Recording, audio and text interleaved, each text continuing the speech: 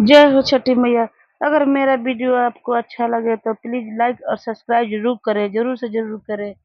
अरे मोटला दुधवा दीनानाथ गइले हो सेरा, मोटला दुधवा सूरज बाबा गइले हो सेरा। ए आहे कहवा बीतवला ए दीनानाथ भइले अवती देर आहे कहवा बीतवला सूरज बाबा भइले अवती दे। ए आहे कहवा बीतवला आदित बाबा भइले अवती हो देर अरे कहवा बीतवला आदित बाबा भइले अवती हो दे। आवते में रही तिवई नदी या के होती आहे आवते में रही तिवई नदी या के होती। नदिया के तिरवाए तिवई बंधनिया हो बेटा। अरे नदिया के तिरवाए तिवई बंधनिया हो बेटा। आहे बांधिन के पुत्र हो देते ए भइले अवती हो दे। आहे बांधिन के पुत्र हो दे भइले अवती हो दे। आहे आवटला दुधवा सूरज बाबा ए हो सेरा। आहे आवटला दुधवा आदित नाथ गइले हो सेरा।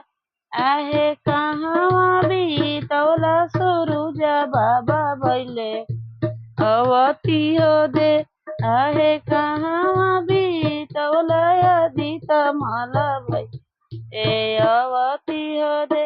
आहे आवते में रही सिसिया सिया के होती। आहे आवते में रही तिवई नदी जाके होती। अरे नदिया के तिरवाए तिवई नीर धना हो बेटा। आहे नदिया के तिरवाए तिवई नीर धन हो बेटा।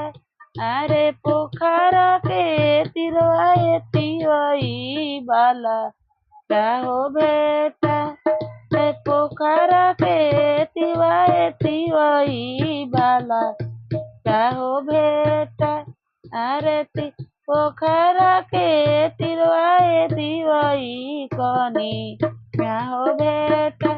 अरे पोखरा के तिरवाए तिवई आंधा हो बेटा। अरे पोखरा के तिरवाए तिवई निराधन हो बेटा।